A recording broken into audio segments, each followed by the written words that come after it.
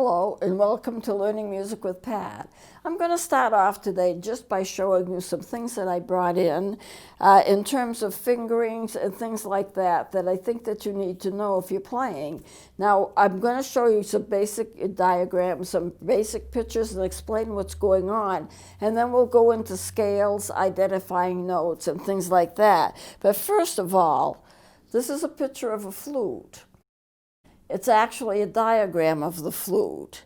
And you can see, I made it a little bit bigger than what it was before. I took it to a photocopy place.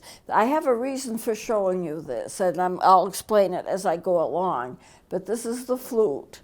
And you notice that the lip plate, once in a while I talk about a lip plate, that's that raised area around the mouthpiece, which is right here. Now, I had one student whose lip plate came off the flute and she had to send it away for repair. I don't know how that ever could have happened because it's on there real solid. Those lip plates, I've never heard of anyone losing a lip plate, but she did. And to give you another example of what it looks like, this is by Piccolo. This actually is by Piccolo. I'll just put this down a little bit. And you can see very clearly that the lip plate, the lip plate is on top. And it's a little thicker, it's not just a little tiny area, it's raised up. And this is basically the difference between some of the fifes and some of the flutes, because a fife doesn't necessarily have a lip plate. Usually it's just a plain hole that's there. But this is my piccolo, it's my own piccolo. I have two of them. And one of them is colored. One of them is a gold and red. It was plated to be colorful, and it plays really well as well. This is the plain one, but you could see the lip plate on that. Now I have a reason for showing you this. If you look at this picture, here's a flute player. She's playing and she's blowing across the lip plate right there. And her hands are where they are supposed to be for playing the flute. And your left hand still goes on top, and your right hand still goes on the bottom. Notice there's a man behind her. This person is a doctor, and they are arranging for her not to get injured. What I wanted to mention about playing instruments for a long time is the fact that you can be injured. You can have overuse syndromes as a result of it. I have a few myself. But if you look at her hands, you don't see it in the first picture. You see these little circle-like areas. They look like little rings. You thought, well, maybe she's wearing jewelry. She's not. Those little rings are things that the doctor devised to hold her joints in place so that she doesn't get a joint injury as she's playing. Now, I can tell you from personal experience, it is real easy if you've played for years to get an overuse injury as a result of playing. I remember going to the doctor and I was having trouble with my hands or wrists, and he says, well, it's because you're playing those instruments. And I didn't accept it for a moment. I said, what do you mean? I mean, I've been playing those instruments for years. And he said, that's just the point. You've been playing those instruments for years. You could get an injury playing because of that. So this doctor is arranging for her to wear certain loops to hold her joints in place. But you can see another reason I brought it in. This is a perfect position for the hand to be where it's slightly curved and the fingers are down on the keys.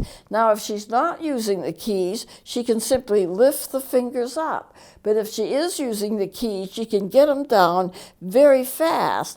And it's all right. If you try to play flat-fingered, as a lot of kids do, I see it all the time. If you play flat-fingered, you can't get your hands down in time in a curved way. And you notice if I put this up, this first picture up, this is perfect positioning of her hands for the flute.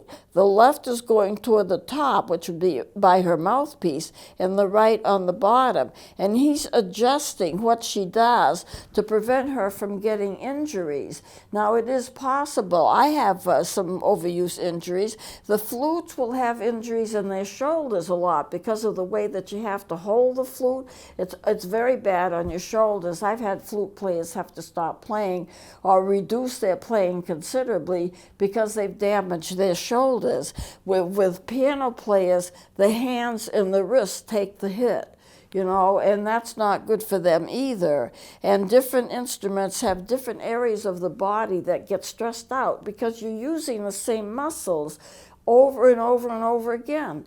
You can only hold the flute so many ways. You can only play notes so many ways, and you can really get injured. So this is what I want to tell you. My worst injury was about 2 or 3 years ago, that I was playing an alto recorder.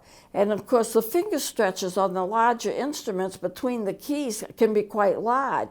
And I was stretching my hands for all I was worth so that I could be able to get just that one extra tone hole. And I heard a pop.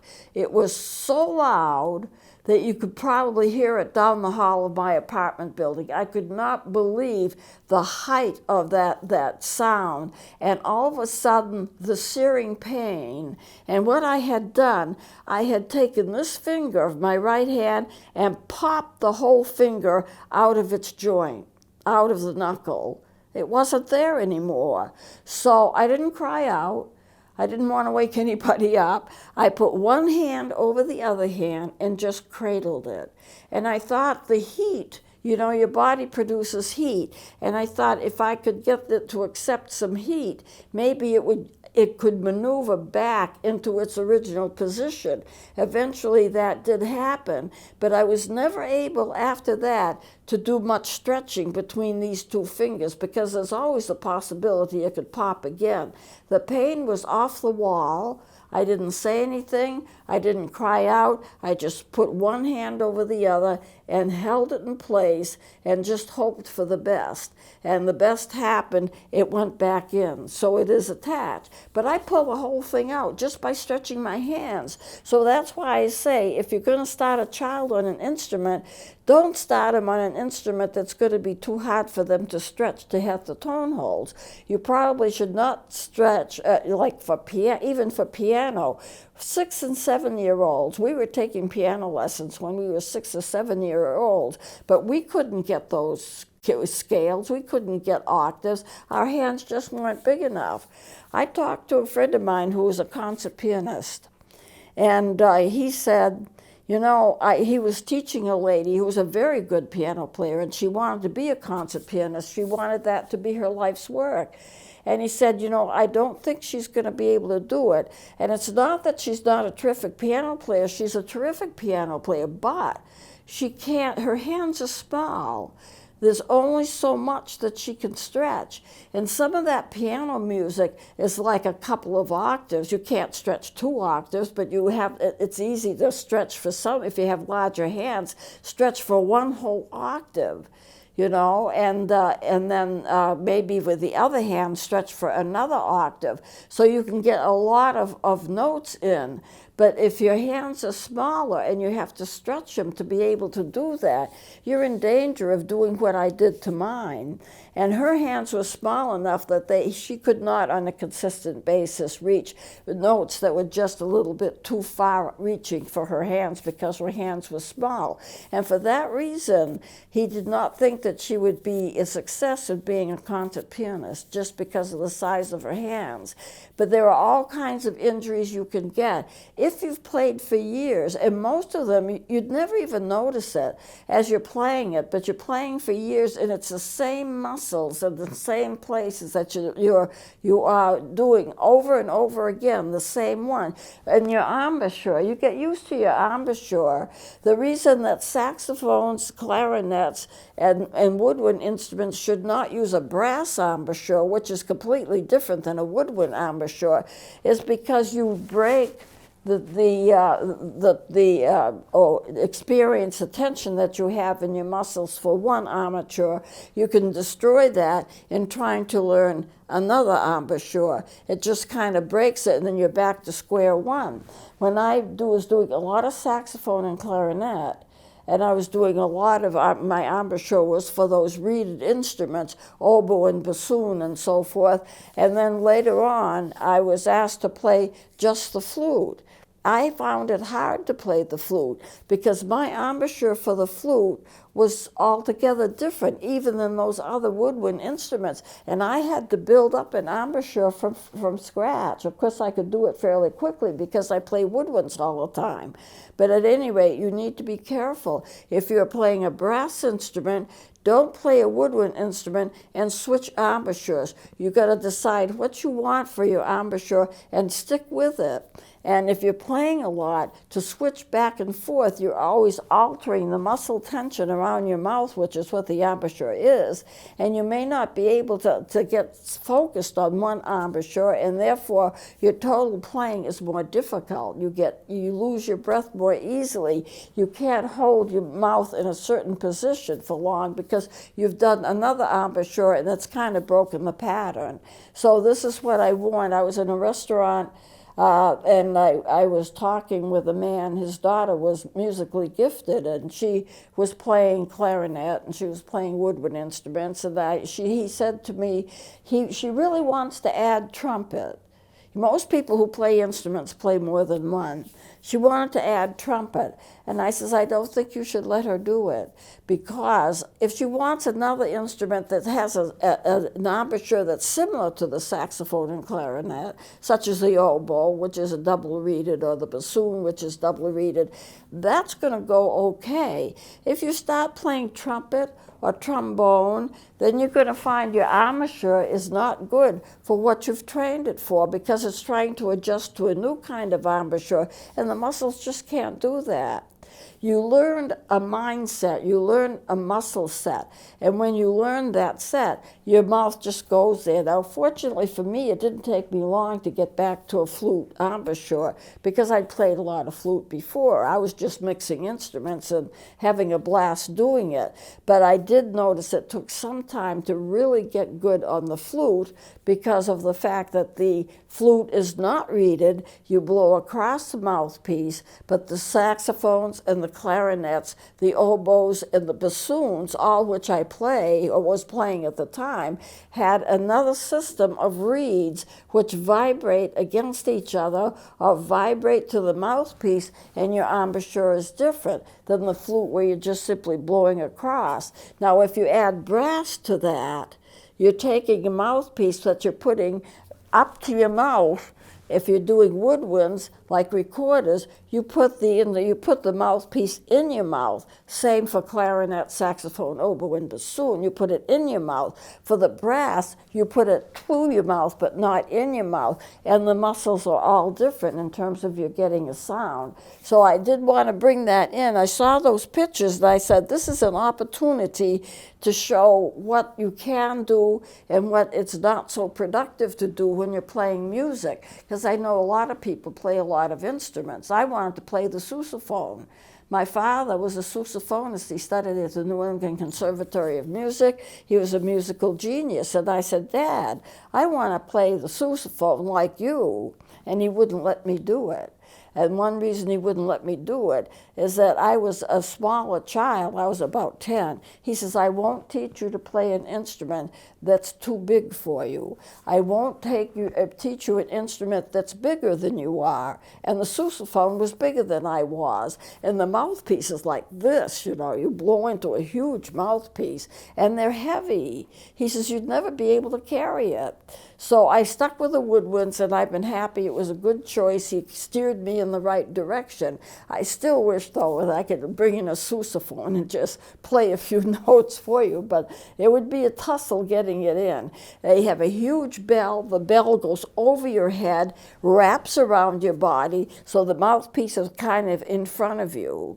I know a guy who, and this is a true story, he was in a parade, and later they were going to do a concert. He did not know what to do with his music stand that he would need for the concert. He stuck it in the bell and let it slip down. It was a really difficult process to get that music stand out of the bell, but they eventually did it. So these little things are important, and I just wanted to bring them in. Now I'm going to show you a little bit about the keyboard, if we could get this up. And this is a 2-octave keyboard. I want to show you the location of the notes because I think it's important. I think it's important to know something about the keyboard as you're learning music. Now, I don't teach keyboard. I took 3 years of piano lessons before I switched to the woodwinds, but it's not that I'm trying to make you keyboard artists, but the idea is to show you where the notes are. And if you can learn where the notes are, it's going to be a lot easier for you to read music no matter what instrument you play. If you get a series of 2 black notes, the note to the left of it is always going to be a C.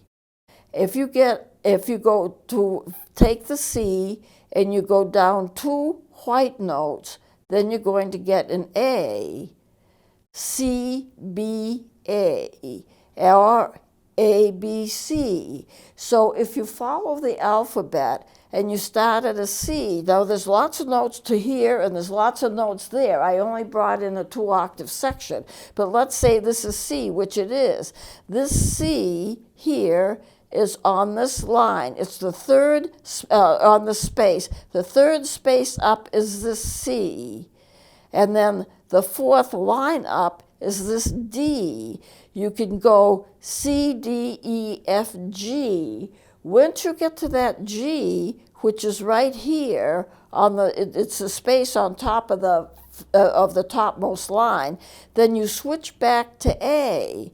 Why do you do that? There's no such thing as a note X or a note P. It's because of the way that we hear. So if you follow the C right here, this would be middle C right here, the low C. And for woodwinds, it's for many of them the lowest note they can get. So this C, it's the 2 black notes, and the left one is the C. This is a low C. Then you get D. Then you get E, which is right here. Then you get F, which is right here.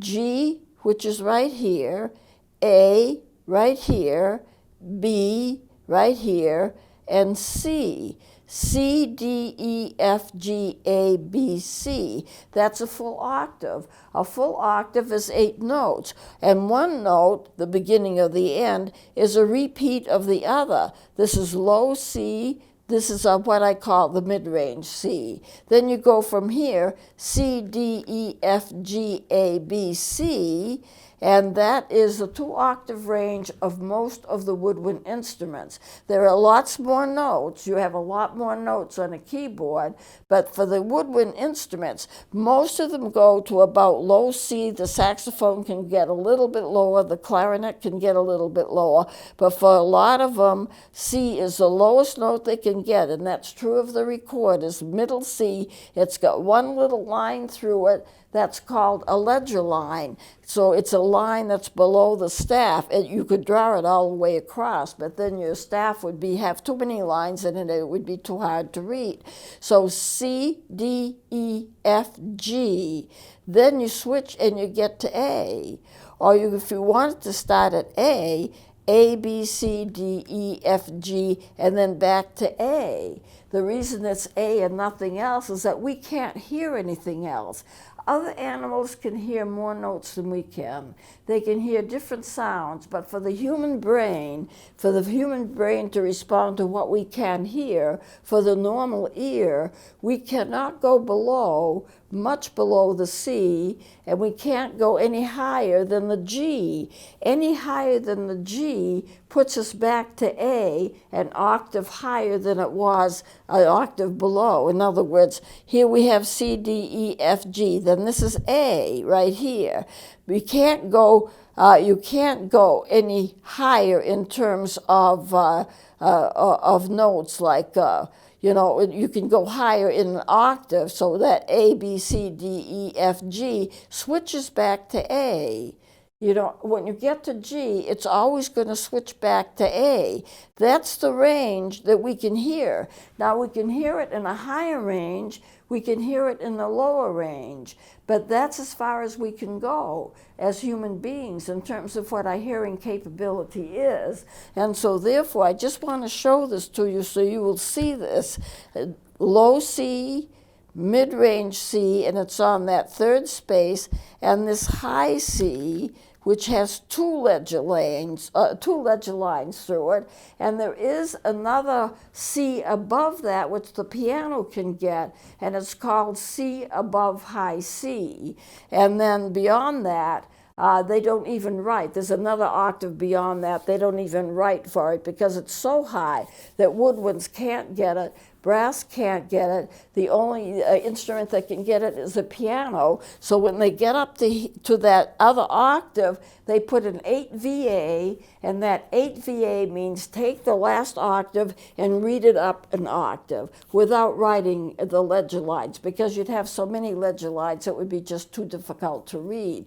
So this is a scale of 2 octaves, which the woodwinds can do, the brass can do. The woodwinds, 2 or 3 of them can get a little bit lower, but not much. The brass can get a little bit higher. The flutes can go 1 octave higher from here, and the piano can get 1 octave higher from what the flutes can do. So it's interesting to see those ranges, and we need to know what those ranges are, because if you're playing in an orchestra, or you're playing in the band, or you're doing solo work, where are you in the range of things? How do you fit in with the other instruments?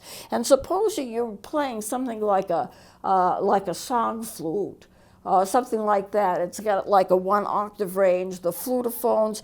It's still, you can play a lot of music because all of this here is a repeat of all of this there, but at a higher level. This C is the same as this C, except they're higher octaves of it. That means the wavelengths have been cut down by a half each time. So you get the same note, and it sounds like the same note, but it sounds like a high version of it or a low version of it. So we'll be getting more into the science of sound. I just want to show this to you just for you to be able to see what we're dealing with and what woodwinds particularly are dealing with, because I'm a woodwind specialist and I use the recorders a lot for that, for teaching purposes, and they are a real instrument. They are not a toy. So I'm going to close it here, and we'll do something else next time. Please join me then.